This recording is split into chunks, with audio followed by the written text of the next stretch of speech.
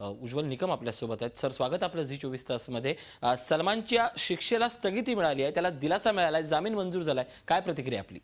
ही तात्पुरत्या स्वरूपाची स्थगिती आहे आणि हा तात्पुरता दिलासा आहे. कारण हायकोर्टाने सांगितलं की pending the admission of appeal, म्हणजे अपिलाची ऍडमिशन म्हणजे शिक्षेला तरतुदी दिलेली आहे त्याला जी खाली झाली आहे, परंतु त्याचबरोबर जामिनाच्या पूर्ण याच्यावरती सुनावणी अद्याप होण्याची आहे आणि त्याच्याकरता हायकोर्टाने उद्यापासून उन्हाळ्याची सुट्टी असल्यामुळे या अपिलाची पूर्ण चौकशी झाल्यानंतरच त्याच्या जामिनाच्या बद्दलचा निर्णय घेतला जाईल.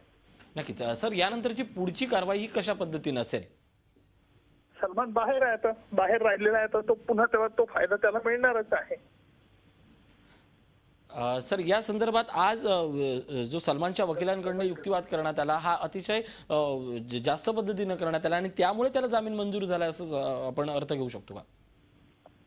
असं त्याच्या पद्धतीने जास्त युक्तिवाद करण्यात आला असं म्हणता येणार नाही. कारण कुठेही आरोपीला जर शिक्षा झाली तर त्याविरुद्ध अपील दाखल करताना पहिल्यांदा जी शिक्षा झाली असती तिला तहकुबी द्यावी लागते आणि तहकुबी दिल्यानंतर मग जामीन अर्जावरती सुनावणी होते. अर्थात ही जामीन अर्जावरती सुनावणी पूर्णपणे झालेली दिसत नाहीये, कारण याचाच अर्थ असा आहे की अजून अपील ऍडमिट करावी की नाही याबद्दलचा अजून निर्णय व्हायचा आहे. पेंडिंग द ऍडमिशन असं म्हटलं. यानंतर सलमान खानच्या विरोधात पुन्हा सलमान खान अपील दाखल करणार की पुन्हा एकदा वेगळी या संदर्भात कारवाई सुरू होणार? अपील दाखल करण्याचं गरज नाहीये, कारण त्याचं ऑलरेडी अपील त्याने दाखल केलेलं आहे. परंतु ह्या अपिलाची मेरिटवरती म्हणजे गुणवत्तेवरची चौकशी अजून पूर्ण व्हायची आहे आणि म्हणून हायकोर्टाने असं सांगितलंय की pending the admission of appeal असा त्याचा शब्द प्रयोग दिसतोय.